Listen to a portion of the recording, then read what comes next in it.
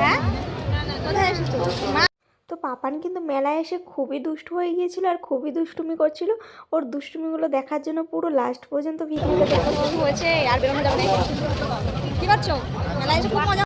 এদিকে ততক্ষণ তোমরা দেখে নাও ওর দুষ্টুমির আরেকটি পার্ট। এই বাদাম চোর বাদাম চোর বাদাম চোর বাদাম এই বাদাম চোর বাদাম না এই বাদাম চোর ধরা পড়েছে।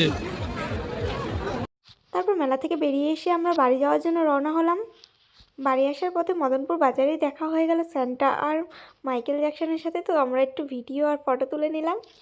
এদিকে আমরা বাড়ির জন্য একটা কেক নেব বলে চলে এসেছিলাম কেকের দোকানে, কিন্তু আমরা যেই কেক চাচ্ছিলাম ওই কেক শেষ হয়ে গিয়েছিলো, এই জন্য ছিল না। তাই ওখান থেকে আর কেক না নিয়ে চলে এসেছিলাম সোজা বাড়ির দিকে।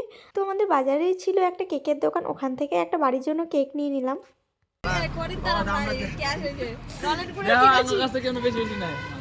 আমরা এখন মেলা থেকে বাড়িতে চলে এসেছি।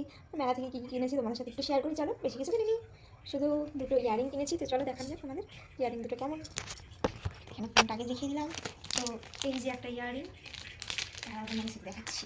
এই দেখো রিংটা দেখেছো, ঠিক এইরকম, খুব সুন্দর না, কালারফুল। এটা হোলিতে করার জন্য একদম পারফেক্ট।